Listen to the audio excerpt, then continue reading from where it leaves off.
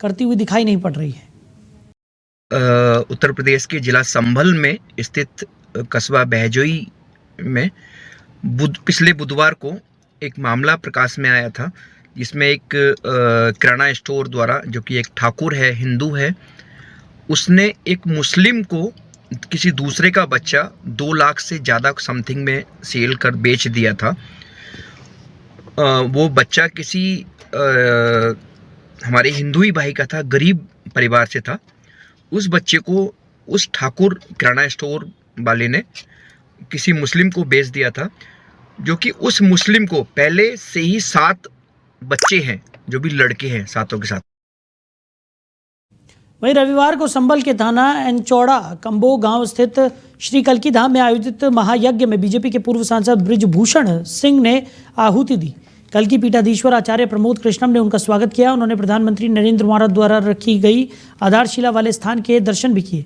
Brijbhushan Singh helicopter से कल्की धाम पहुंचे थे। हालांकि वो जगतगुरु राम भद्राचार्य से मुलाकात किए बिना और श्री कल्की धाम कथा में शामिल हुए बिना ही रवाना हो गए।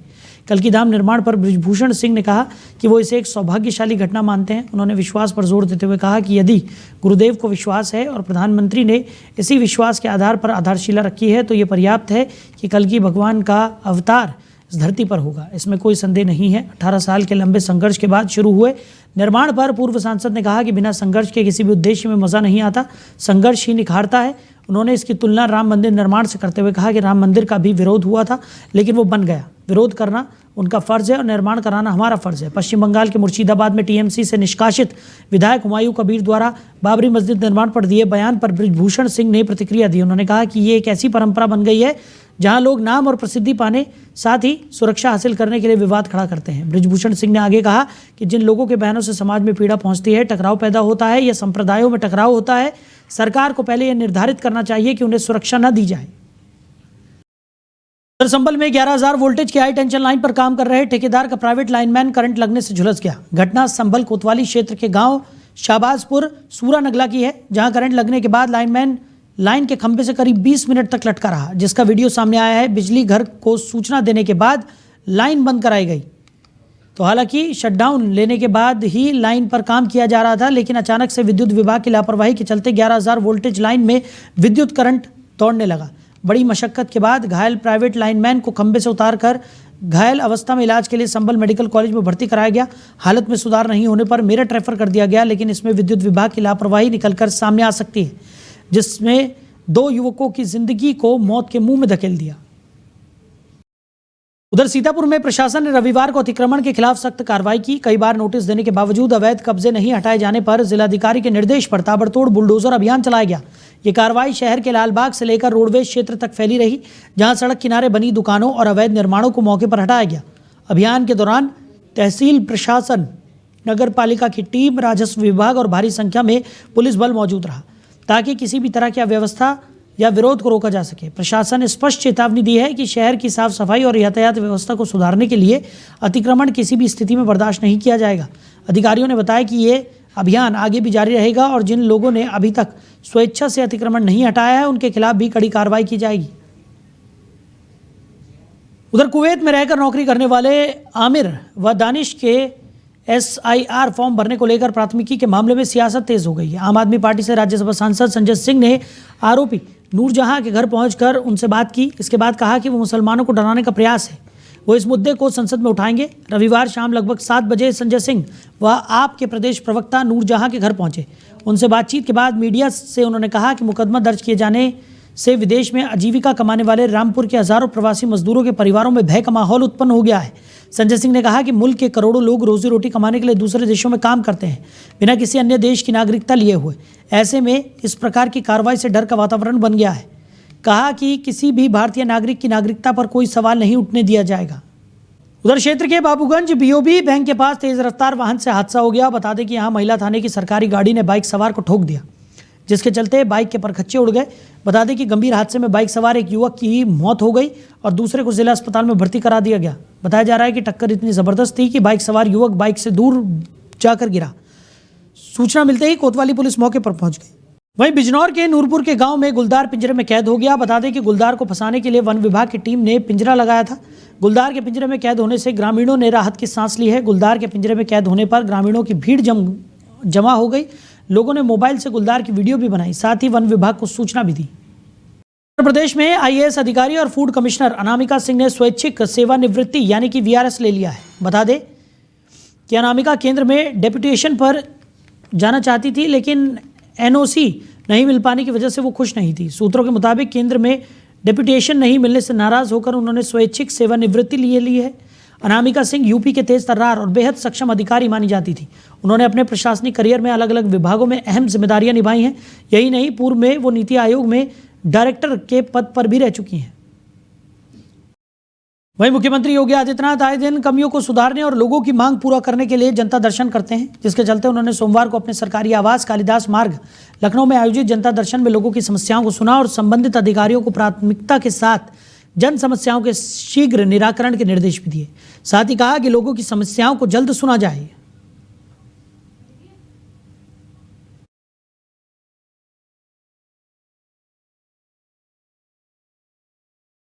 वहीं सीतापुर में जेबी दारू का पेपर मिल के कर्मचारियों का आक्रोश बढ़ता जा रहा है। 6 दिन से जारी धरने के बाद आज कर्मचारी नेशनल हाईवे से पैदल मार्च करते हुए जिलाधिकारी से मिलने पहुंचे। कर्मचारियों का कहना है कि कई महीनों से वेतन न मिलने से परिवार चलाना मुश्किल हो गया है। वो आरोप लगा रहे हैं कि प्रबंधन लगातार मांगों को नजरअंदाज कर रहा है। हजारों की संख्या में मौजूद कर्मचारियों ने चेतावनी दी है कि अगर जल्द समाधान नहीं हुआ तो मुख्यमंत्री से मिलने लखनऊ कूच करेंगे।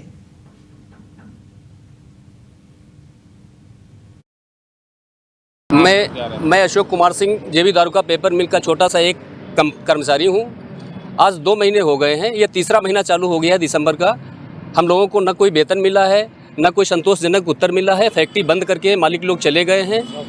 प्रशासन को हम लोग खबर कर चुके हैं। इसे 3 तारीख से लगा करके लगातार हम लोग क्रमिक अनशन पर बैठे हुए हैं, जिसकी कोई सुनवाई नहीं हुई है अभी तक। आज हम लोग ये निर्णय लिए हैं।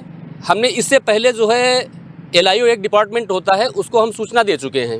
जिलाधिकारी महोदय को सूचना दे चुके हैं, मुख्यमंत्री को सूचना दे चुके हैं, श्रम मंत्रालय को सूचना दे चुके हैं। आप लोग कहाँ जा रहे हैं? आज हम लोग जा रहे हैं, पहले तो सबसे पहले जिलाधिकारी महोदय को मिलेंगे जाके। अगर उनसे कोई संतोषजनक उत्तर नहीं मिलता है तो हम लोग पैदल मार्च करते हुए मुख्यमंत्री की तरफ जाएं।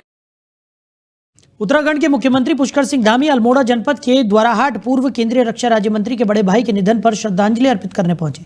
इस दौरान मुख्यमंत्री ने श्रद्धा सुमन अर्पित किए और परिवार को संवेदना भी प्रकट की। कार्यकर्ताओं से मुलाकात की, साथ ही लोगों की समस्याओं को भी सुना। वहीं उन्होंने मीडिया से वार्ता के दौरान रूस के राष्ट्रपति व्लादिमीर पुतिन की भारत यात्रा को ऐतिहासिक करार दिया। उन्होंने कहा कि भारत रूस मित्र देश हैं, उनकी यात्रा से आपसी रिश्ते मजबूत हुए हैं और साथ ही जिस तरह आज प्रधानमंत्री नरेंद्र मोदी के नेतृत्व में भारत विश्व में आर्थिक शक्ति के रूप में चमक रहा है, ये यात्रा सुरक्षा व अन्य क्षेत्र को गति से आगे बढ़ाएगा और कई आयाम स्थापित भी होंगे। परंपरागत रूप से हमारा भारत का मित्र रहा है और बहुत बड़ी मित्रता रही है और हमारे प्रधानमंत्री नरेंद्र मोदी जी के बारे में जो उन्होंने कहा और जिस प्रकार से उस दोस्ती को और प्रगाढ़ किया, यहाँ आए उनकी गाड़ी में एयरपोर्ट से बैठकर एक साथ दोनों वहाँ के राष्ट्रपति और हमारे प्रधानमंत्री जी गए। इससे भारत रूस के संबंधों में और मजबूती आएगी और हमारे देश के लिए भी, भारत की सुरक्षा के लिए भी, अन्य दृष्टि से भी ये यात्रा उनकी बहुत महत्वपूर्ण है। परंपरागत रूप वहीं मुख्यमंत्री पुष्कर सिंह धामी का पहाड़ों पर एयर कनेक्टिविटी का संकल्प अब तेजी से धरातल पर उतर रहा है।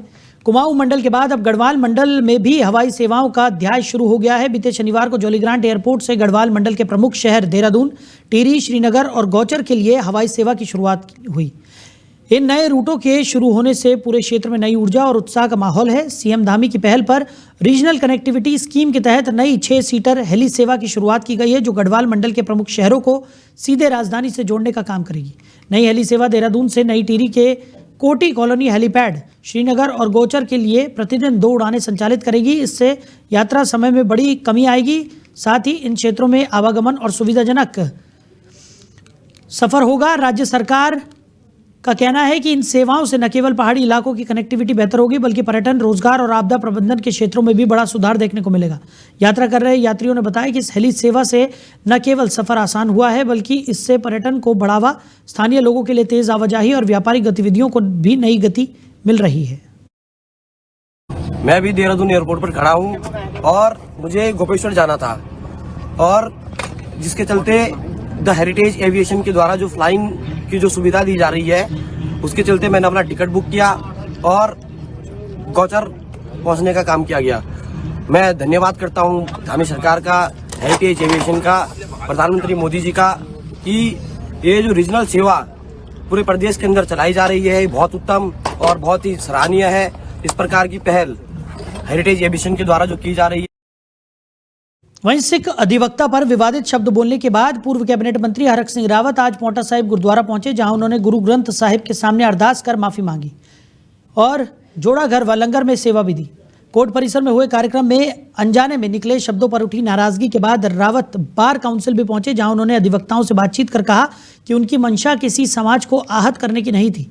रावत का कहना है कि अगर उनके बयान से किसी को ठेस पहुंची तो वो खुद खेद प्रकट करते हैं, जबकि अधिवक्ताओं ने उनकी सफाई सुनने के बाद मामले को वहीं शांत मान लिया। उधर उत्तराखंड के करीब 14 लाख राशन उपभोक्ताओं को सरकारी राशन की दुकान में मिलने वाले नमक के लिए अगले साल तक इंतजार करना पड़ सकता है। मामले में तकनीकी पेच सामने आ गया है। एनसीसीएफ ने खाद्य विभाग को नोटिस के दिए जवाब में कहा कि नमक में 2% तक अघुलनशील तत्व हो सकता है। जिला खाद्य आपूर्ति अधिकारी के अग्रवाल ने कहा कि सरकारी राशन की दुकानों से मिलने वाले नमक में रेत की शिकायत पर सरकार ने जांच के आदेश दिए थे। खाद्य विभाग का जांच में अघुलनशील तत्व मिलने पर नमक की आपूर्ति पर रोक लगा दी गई है। कहा कि जैसे ही शासन से दिशा निर्देश मिलेंगे उसके पश्चात ही नमक का वितरण कर दिया जाएगा। राज्य में जो है समस्त कार्डधारकों को नमक का भी वितरण कराया जा रहा था, जो अभी सैम्पलिंग में कुछ उसमें अधोमानक पाए जाने के कारण उस पर शासन द्वारा उस पर रोक लगाई गई है, और उसके बाद जैसे भी जो निर्देश शासन से प्राप्त होंगे उसके अनुसार ही जनपद में जो है। वहीं शहर की सफाई व्यवस्था को आधुनिक तकनीक के साथ मजबूत करने के उद्देश्य से देहरादून नगर निगम ने एक नई और महत्वपूर्ण पहल की शुरुआत की है। नगर निगम द्वारा कारगी चौक और 15 पायलट वार्डों में ड्रोन के माध्यम से जीवीपी पॉइंट्स और कूड़ा डंपिंग स्थलों की निगरानी शुरू कर दी गई है। निगरानी महापौर नगर आयुक्त की उपस्थिति में शुरू की गई है, जो इस परियोजना के प्रति निगम की गंभीरता को दर्शाती है। इस एकीकृत मॉनिटरिंग तकनीक का मुख्य लक्ष्य कूड़ा उठान की प्रक्रिया में गति, पारदर्शिता और प्रभावशीलता लाना है। Mechanized transfer station pilot project के तहत 15 वार्डों में मौजूद जीवीपी पॉइंट्स और डंपिंग स्थल चुने गए हैं। नगर आयुक्त ने स्वास्थ्य आयोग को स्पष्ट निर्देश दिए हैं कि ड्रोन से प्राप्त होने वाले डेटा पर तत्काल और प्रभावी कार्रवाई सुनिश्चित की जाए। निगम की इस नवीन पहल से शहर की सफाई व्यवस्था में कई सकारात्मक बदलाव आने की उम्मीद है। सफाई व्यवस्था और अधिक मजबूत होगी, जिससे शहर को स्वच्छ रखने में मदद मिलेगी। एकीकृत मॉनिटरिंग तकनीक से कर्मचारियों की मौके पर जाकर निगरानी करने की आवश्यकता कम होगी, जिससे समय और अन्य संसाधनों की भी बचत होगी। तो कार्य प्रणाली में सुधार सुनिश्चित होगा, जिससे कूड़ा प्रबंधन अधिक कुशल बनेगा। यह तकनीक देहरादून नगर निगम के ठोस अपशिष्ट प्रबंधन को स्मार्ट सिटी के मानकों के अनुरूप बनाने की दिशा में एक बड़ा कदम माना जा रहा है। इसको रोल आउट कर दिया गया है, माननीय महापौर जी के द्वारा इसको विधिवत शुरू किया गया है। बेसिकली हमारे नगर निगम क्षेत्रांतर्गत लगभग 88 जीवीपी यानी कि गार्बेज वनरेबल पॉइंट्स हुआ करते थे, जिसमें कि सार्वजनिक स्थलों पर लोगों के द्वारा कूड़ा डालने की शिकायतें मिलती थी, और इनके मैनेजमेंट को लेकर के निरंतर नगर निगम की ओर से कई सारे संसाधन डिप्लॉय करे जाते रहे हैं। वर्तमान में नगर निगम ने इनमें से 8 पॉइंट्स को पूरी तरह से खत्म करके अभी इसकी सूची 80 पर लगभग है। इन सभी पॉइंट्स में कूड़ा डालने की जो समस्या है, इसके निदान के लिए हमने एक पायलट प्रोजेक्ट शुरू किया है, जिसमें कि 15 वार्ड्स को ड्रोन से मॉनिटर किया जाए। वहीं क्वीन ऑफ हिल्स मसूरी में इन दिनों न सिर्फ पर्यटकों की भीड़ दिखाई पड़ रही है, बल्कि राजनीतिक बयानबाजी से भी माहौल तपा हुआ नजर आ रहा है। मसूरी के विकास और अर्थव्यवस्थाओं को लेकर कांग्रेस और भारतीय जनता पार्टी आमने सामने आ गए हैं। दोनों दलों के नेता एक दूसरे पर आरोपों की बौछार कर रहे हैं। कांग्रेसी नेताओं ने मसूरी की व्यवस्थाओं को लेकर सरकार को कटघरे में खड़ा कर दिया है। नेताओं का आरोप है कि मसूरी में विकास की बड़ी बड़ी घोषणाएं सिर्फ कागजों में ही सिमट कर रह गई हैं। कैबिनेट मंत्री और मसूरी विधायक गणेश जोशी ने हजारों करोड़ के विकास का दावा किया, लेकिन जमीनी स्तर पर कुछ दिखाई नहीं दे रहा है। मसूरी के हर चौक चौराहे पर दिन भर भारी जाम लगता है, जिससे आम जनता और पर्यटक दोनों परेशान है। पीडब्ल्यूडी के साथ मिलीभगत कर निर्माण के नाम पर पैसों की बंदरबाट की जा रही है। पटरी व्यापारी रोजगार के लिए तरस रहे हैं, लेकिन उनकी कोई सुनवाई नहीं। शिफॉन कोट के 84 परिवारों को न आवास मिला न मुआवजा। कांग्रेस नेताओं ने कहा कि बीजेपी की कथनी और करनी में जमीन आसमान का अंतर है। उन्होंने दावा किया कि 2027 में जनता भाजपा को इसका जवाब देगी और राज्य में कांग्रेस की पूर्ण बहुमत वाली सरकार बनेगी। वहीं इसके बाद भाजपा के युवा नेताओं ने पलटवार किया। उन्होंने कहा कि जनता समझदार है और उसे पता है कि देश और प्रदेश में विकास किसके नेतृत्व में हो रहा है। प्रधानमंत्री नरेंद्र मोदी और मुख्यमंत्री पुष्कर सिंह धामी के नेतृत्व में उत्तराखंड चारों दिशाओं में विकास कर रहा है। मसूरी को व्यवस्थित करने के लिए योजनाबद्ध तरीके से काम किया जा रहा है। पटरी व्यापारियों को हटाने से पहले उन्हें सही व्यवस्था और पुनर्वास दिया जाएगा। उन्होंने ये भी कहा कि कांग्रेस के पालिका अध्यक्षों के कार्यकाल में गरीबों और पटरी व्यापारियों के लिए कोई ठोस योजनाएं नहीं बनी। साथ ही दावा किया कि मसूरी ने ट्रिपल इंजन सरकार को चुना है और इसका लाभ हर हाल में मसूरी और आसपास के इलाकों को मिलेगा। तो मैं ये बोलना चाहूँगा, सबसे बड़ी अदालत जनता होती है समाज की, और नेताओं को भी आईना जनता दिखाती है। और जब हम जाते हैं, हम अपनी बात जनता को पहुंचाते हैं। आप जितने भी स्टेट्स के आपने इलेक्शन देखे होंगे, भारत के पार्लियामेंट के बाद के इलेक्शंस में भारत ने एक ही व्यक्ति पे भरोसा किया है और एक ही पार्टी पे भरोसा किया है, वो है भारतीय जनता पार्टी और नरेंद्र मोदी जी। अभी आपने बिहार के चुनाव के रिजल्ट भी देखे होंगे। आरोप लगाना बड़ा आसान होता है। मैं थोड़ा सा पीछे जाना चाहूँगा, थोड़ा सा आईना दिखाना चाहूँगा। नाम नहीं लूँगा कि सब मेरे से बड़े हैं।